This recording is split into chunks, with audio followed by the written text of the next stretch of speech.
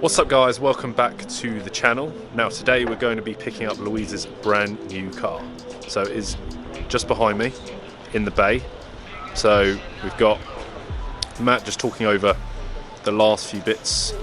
Matt on the Star team, Star experts. So as you see, she's just working through the last few bits. She's setting up her Me account so that she's ready to rock and roll, get on the road. So we've gone for the A200 in the mountain grey. This has got the AMG pack on it. It's also got an exclusive line, so it's got a few extra bits and bobs. But once we have a look inside, once she's finished doing the tutorial, I'll show you a bit more inside about the car. Now today we're at Mercedes-Benz Brooklands. Just want to say massive thanks to everyone here. They've been very, very good. They've been really welcoming and they've made it go really smoothly, run really well. So just want to say thanks to them, Mercedes-Benz World in Brooklands.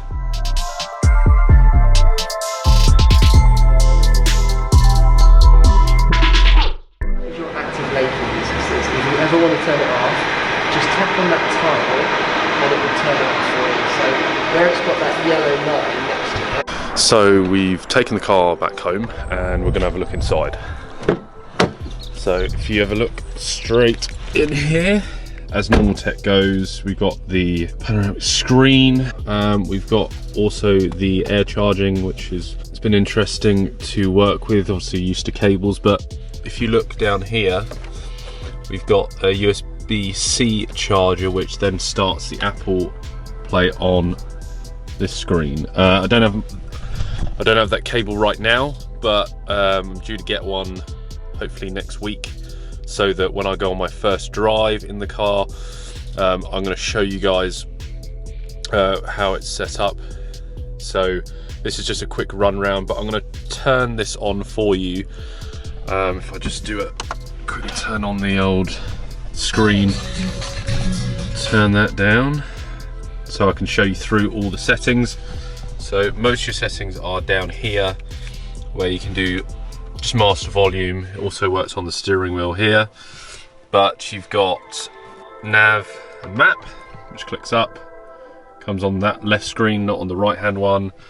You've also got, you can click it back to radio, telephone, comes up. I haven't got my device connected at the moment. Star comes up with like an assistant sort of sub menu below, so you can just click back, which is like goes back to your phone nav screen, or you can press the home button here. That also does the same thing.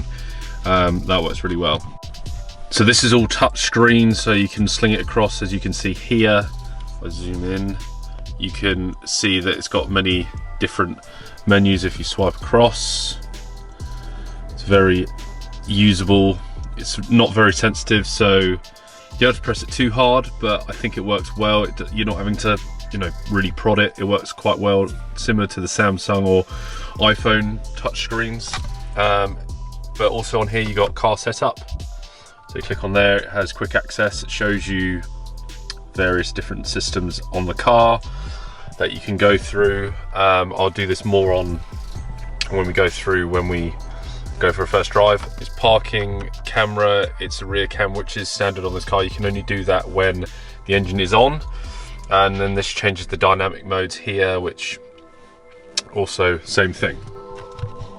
All your standard climate controls. Not a huge fan of this bit here. It's trying to be modern but retro at the same time. But other than that, I think that they're trying to give some definition in here. It's nice with the Alcantara trim here, and then you've got the red beading, which goes or tries to follow all the way around, and it sticks to the red stitching style, like on the steering wheel, etc. You've got the red stitching here and all on the sport seats here.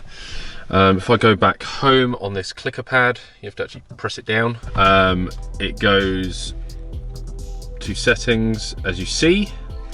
So on the steering wheel, you've got the control panels, which works this screen over here. Then these controls on your right, which is like your cruise control, etc., works this bit here, this screen. You've got your driver cranker, windscreen wiper, which you can, if you see the button on the end there. Press that in and it squirts the juice up on the windscreen. And then if you flick it forwards, which I'm not going to do, it also does the windscreen wipers.